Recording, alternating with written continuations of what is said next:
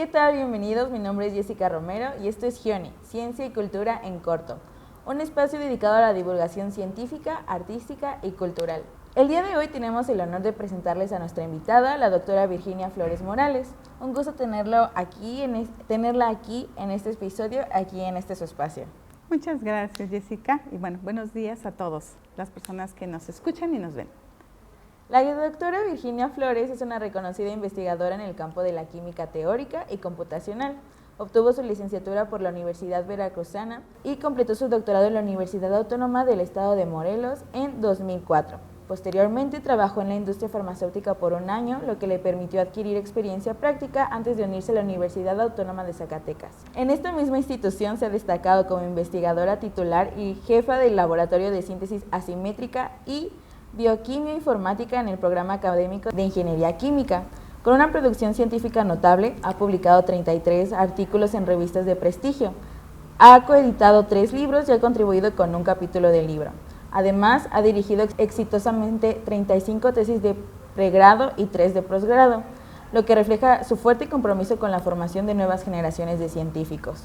El trabajo de la doctora se centra en áreas clave como la síntesis orgánica, el aislamiento y la caracterización de productos naturales y el estudio computacional de moléculas sintéticas y productos naturales. Ha sido galardonada como investigadora destacada en el año 2019 por la Asociación Nacional de Facultades y Escuelas de Química, reconocimiento a su dedicación y excelencia en el campo. Además de su labor investigadora, ha participado activamente en la Muestra Nacional de Imágenes Científicas y mantiene colaboraciones con universidades en México, Colombia, Ecuador y Marruecos. Actualmente es miembro del Sistema Nacional de Investigadores Nivel 1 y tiene perfil PRODEP, lo que respalda su continua aportación a la investigación científica y su compromiso con el avance de la ciencia, tanto en su institución como a nivel internacional. En esta emisión, la doctora nos compartirá sobre su artículo llamado Efectos terapéuticos de las cumarinas con diferentes patrones de sustitución. Para iniciar esta entrevista nos gustaría saber qué son las cumarinas y de dónde se originan. Hola, gracias Jessica por la introducción. Y hablar de las cumarinas, pues estamos hablando de una molécula que generalmente sintetizan las plantas. A este tipo de estructuras se les conoce como metabolitos secundarios y estos metabolitos secundarios forman parte, digamos, no de los procesos básicos de la planta, o sea, la planta no los necesita para vivir, pero sí los produce para poder defenderse, para poder, por ejemplo, atraer polinizadores o tener alguna otra función que es secundaria a esa planta, pero que esas estructuras pueden llegar a tener un efecto benéfico para el humano una vez que las utiliza. En el caso de las cumarinas estamos hablando de unas estructuras químicas que contienen un anillo de benceno y una lactona fusionada de 3 átomos de carbono. Químicamente o estructuralmente las conocemos como un núcleo C6C3, pero lo importante en estas cumarinas es que son moléculas que se descubrieron desde hace muchísimos años, más o menos tienen descubiertas unos 200 años por los humanos, se encuentran más o menos como en 60 plantas muy comunes y las consumimos prácticamente a diario, ¿no? O sea, por ejemplo, podemos encontrar cumarinas en la canela, en la pimienta, en la lavanda y en vegetales como el apio, el cilantro, por ejemplo, también lo tiene y las consumimos de manera ordinaria. Estas cumarinas pueden tener un efecto positivo en nosotros, ¿no? Hay efectos varios de ellas y están documentados perfectamente. Gracias por su respuesta. Ahora, ¿nos podría platicar un poquito sobre cuáles son los principales efectos terapéuticos? Los efectos terapéuticos de las cumarinas pues son muy variados, ¿no? Como te comentaba, si bien no tienen una función en la planta, sí hay, digamos, efectos que se ven en estas especies vegetales cuando las generan. Por ejemplo, puede protegerlas de que algún otro parásito o insecto se las coma, ¿no? Entonces, eso es importante porque es un mecanismo de defensa de la planta que si bien a nosotros no nos sirve, pero una característica que tienen las cumarinas es justo un sabor amargo. Ese sabor amargo los hace inapetentes a los insectos, pero a nosotros sí nos puede gustar, ¿no? Por ejemplo, el apio, que tiene ese sabor fuerte y amargo, puede provenir de las cumarinas. Tienen también, por ejemplo, propiedades antimicrobianas y antifúngicas que las plantas las usan para no parasitarse, pero que en los humanos también puede tener la misma utilidad. Hay efectos protectores naturales, que esto sería un protector solar, que la planta la usa cuando está en una fuerte exposición al sol, pero que nosotros los humanos, por ejemplo, hemos usado furanocumarinas para tratamientos dérmicos que requieren la protección solar. Y pues ahí podemos mencionar que hay anti-VIH, antineoplásicos, ¿cuáles otros? Antiinflamatorios, ¿no? Anticoagulantes, que quizá esa fue la primera cumarina que se descubrió con un efecto biológico. Wow, muy interesante. Ahora, ¿podría explicarnos un poquito sobre cómo las cumarinas modulan las vías de señalización celular?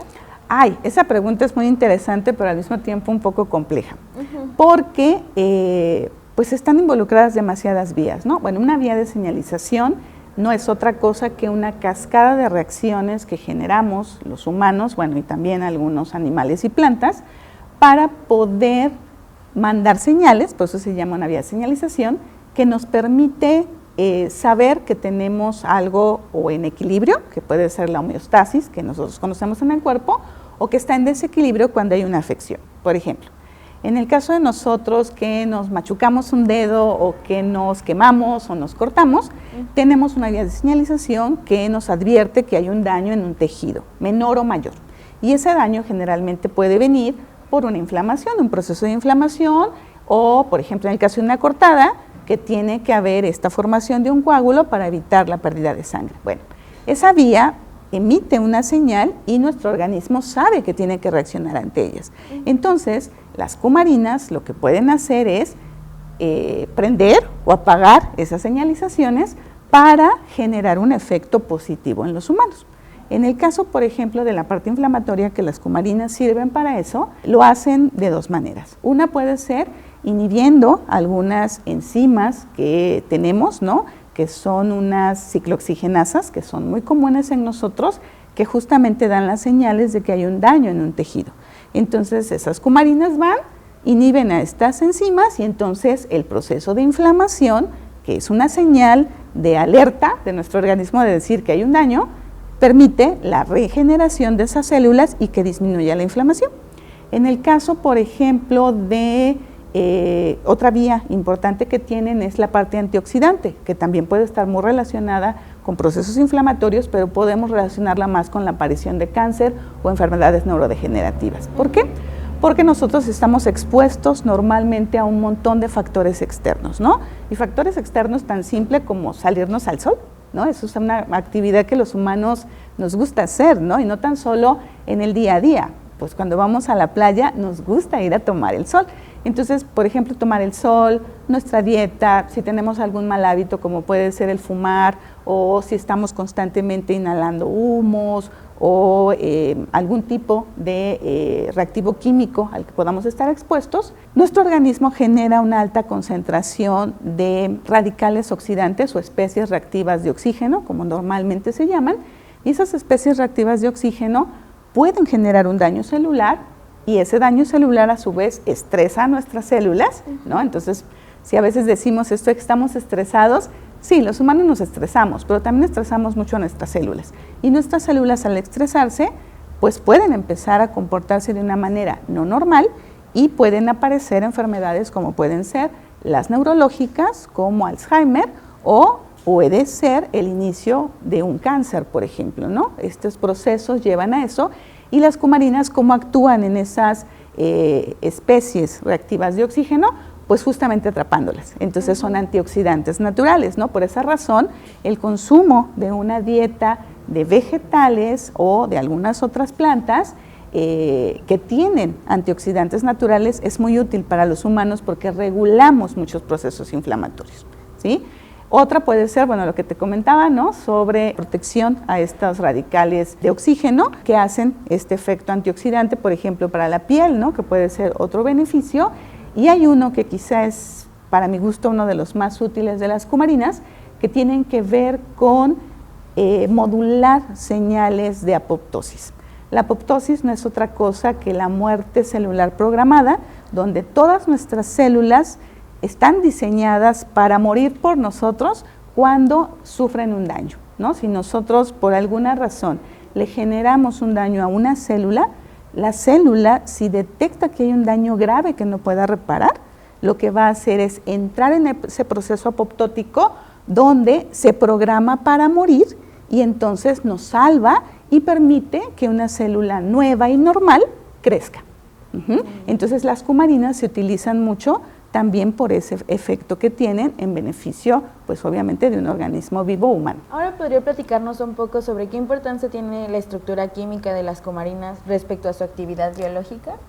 Sí, mira, eso también es una cuestión que desde el punto de vista químico, que es donde yo me desenvuelvo un poco mejor, yo por formación soy química orgánica sintética, y entonces la parte de entender cómo una sustancia puede generar un efecto, en este caso, bueno, estamos hablando de un efecto biológico, pero puede ser muchos otros, ¿no? Y muy variados. Generalmente las estructuras químicas para las personas que nos ven no es otra cosa que la representación de cómo están acomodados los átomos dentro de esa estructura, y ese acomodo o esa unión entre un átomo y otro se da a través de un enlace. Cuando se forman estas estructuras químicas podemos tener muchas posibilidades de dónde generar una sustitución, es decir, dónde colocar un enlace que le permita a esa estructura base tener como una decoración diferente. Entonces, en el caso de las cumarinas son estructuras muy versátiles porque poseen al menos 6 sitios donde tú, como químico, puedes colocar algún grupo. Y entonces eso permite que la variación, digamos, en el espectro de cuántas moléculas puedes tener por esa combinación, lo hace muy grande. Y si a eso le aunamos que, dependiendo de qué grupo coloques y en qué posición la coloques, pueden tener un efecto. Entonces, las cumarinas representan a nivel de la química una estructura de un núcleo que permite la construcción de muchas más de una manera ya sintética, ¿no?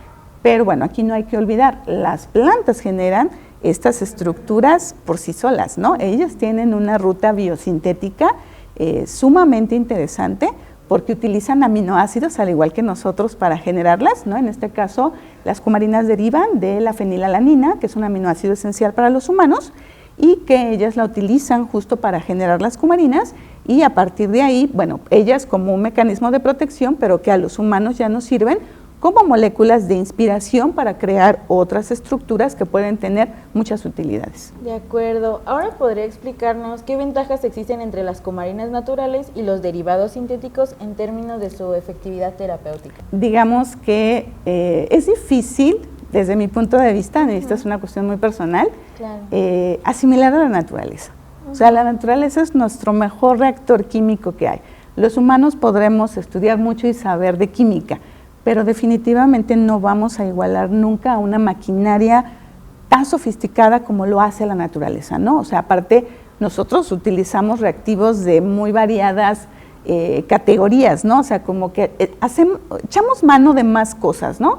La naturaleza lo hace con enzimas, ¿no? O sea, en procesos mucho más sencillos, ¿no? Menos tóxicos que lo que nosotros hacemos a veces, ¿no? Aunque la química ha evolucionado mucho en eso, pero digamos que las cumarinas naturales, siempre servirán de inspiración para generar a las sintéticas. Ajá. Las sintéticas, la ventaja que tenemos es que podemos manipular qué es lo que queremos poner, cosa que sí la planta no hace. La planta sabe que tiene que preparar para un determinado fin, y los humanos lo que tenemos que hacer es pues explorar, digamos, cuáles pueden ser esos sustituyentes que quiero poner y poder determinar o poder estudiar hacia qué aplicación puede tener. Entonces, si bien esa manipulación te permite controlar un montón de propiedades físico-químicas, por ejemplo, que son muy importantes para obtener un efecto terapéutico, pues las cumarinas naturales siempre tendrán una bondad adicional, que es el que proceden justamente de una biosíntesis quizá más limpia que la que nosotros podemos generar, ¿no? Aún con los avances que tenemos ahora de química verde, de no usar disolventes, ¿no? De metodologías mucho más amigables, sí difícilmente podríamos competir con ellas, aunque terapéuticamente sí podríamos decir que las cumarinas sintéticas pueden tener una versatilidad mayor. De acuerdo. Ahora, abordando un poquito más sobre las aplicaciones de las cumarinas, ¿nos podría decir cuáles son las aplicaciones de las cumarinas en el tratamiento del cáncer? Sí, mira, bueno, en cáncer las cumarinas se han utilizado mucho justo por este fenómeno que te digo que presenta, ¿no? O esta ventaja de que su estructura puede favorecer, ¿sí?, a esa señal o a activar esa señal de apoptosis en la célula. ¿Qué pasa en el cáncer? Bueno, en el cáncer es una patología sumamente complicada, ¿sí? Todas las vías que involucran o todos, ¿sí?, los caminos que te llevan a que una célula se dañe pueden ser infinitos, ¿no? O sea, son muy variados. Entonces, hablar de un cáncer es hablar de una enfermedad compleja, ¿sí? Sin embargo, ¿cuál es el fenómeno, digamos, más importante? Bueno, el fenómeno más importante en el cáncer es que esa célula, digamos, burla como que todos nuestros sistemas de seguridad, donde la célula puede entrar en ese proceso de decir, ya no soy una célula normal, me estoy reproduciendo demasiado rápido, ya no logro hacer que las señales que me manda el cuerpo las entienda, y entonces es como si tomaran vida propia, ¿no? Por eso es que en algunos cánceres los tumores se pueden desarrollar de una manera muy rápida, porque lo único que tenemos ahí es el crecimiento masivo de células. Pero esas células ya no van a seguir un ciclo celular normal, es decir, van a reproducirse de una manera muy rápida y entonces evitan esos procesos de apoptosis. Ellas no van a entrar nunca en un proceso de apoptosis, es decir, son prácticamente inmortales. Entonces, el problema ahí que se tiene es que esas células ya apagaron la señalización de todas las demás, entonces nuestro cuerpo ya no las puede detectar. ¿Qué pasa ahí? Pues que en esas bajadas de switch o de vías de señalización, pues nuestro cuerpo se queda indefenso ante un cáncer. ¿Qué hacen las cumarinas? Pues es justamente como ir a encender esos switch para que entonces las células que ya no logran entrar en apoptosis lo hagan a través de activar a otras proteínas o a otras enzimas que se llaman caspasas, y que estas caspasas, que tenemos muchas, pero hay unas que son más importantes que otras. Por ejemplo, la caspasa 3 es una de las más importantes para las señalizaciones de cáncer, y lo que hacen es activar estas caspasas y sería como marcar a la célula y que ahora sí, esa célula pueda entrar en apoptosis y nos podamos librar de ellas. Obviamente, esto lo podemos hacer también a través de medicamentos. En la actualidad, por ejemplo, no hay un medicamento comercial que esté a base de una cumarina. A pesar de que hay mucha información sobre su uso, no hemos logrado que un medicamento sea una cumarina.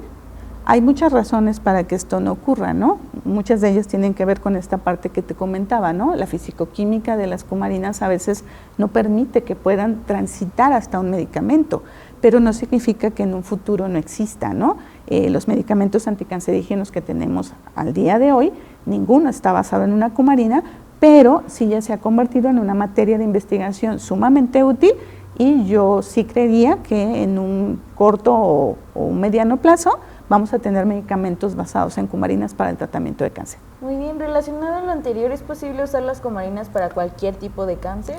Actualmente, bueno, de los estudios que te digo que ya hay y que se han hecho en líneas celulares, o sea que existe, digamos, un arsenal de información bastante bueno, se usa en cánceres muy variados. Por ejemplo, se puede utilizar en tratamiento de cáncer de piel, en cáncer de seno, en cáncer de próstata, de riñón, de pulmón, de vejiga, que serían quizá los más importantes, ¿no?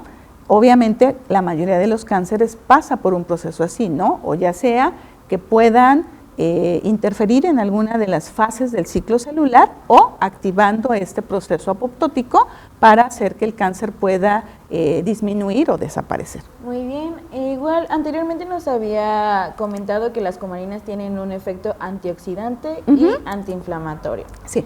¿Es posible enfocar estas dos propiedades en enfermedades intestinales?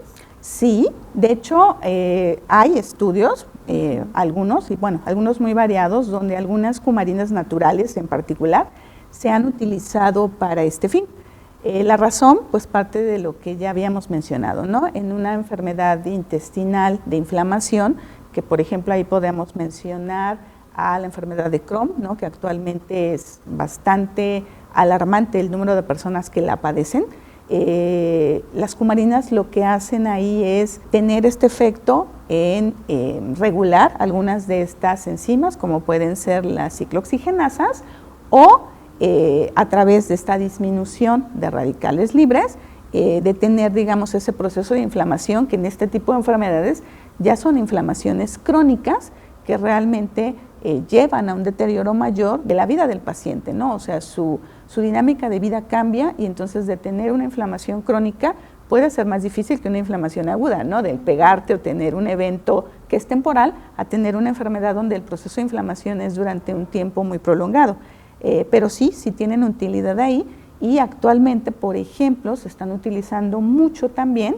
Ese es un campo de investigación bastante nuevo en cumarinas, pero creo que pueden tener mucho futuro. De hecho, nuestro laboratorio se dedica a esa parte, donde se están relacionando también con enfermedades inflamatorias, en este caso autoinmunes, como puede ser psoriasis, y en ese sentido también están involucradas en la parte de estas estructuras oxidantes o estas especies reactivas de oxígeno, pero también en la regulación de óxido nítrico, que también es un señalizador de inflamación muy importante en estas enfermedades y donde las cumarinas pueden disminuir este óxido nítrico y disminuir esos procesos de inflamación crónico. Muy bien, de acuerdo. Ahora, anteriormente también nos comentó que las cumarinas podrían ser aplicadas para el tratamiento del VIH. Sí. ¿Nos podría platicar un poquito más sobre este tema? Mira, en ese sentido, en VIH, pues bueno, estamos hablando ya de un virus.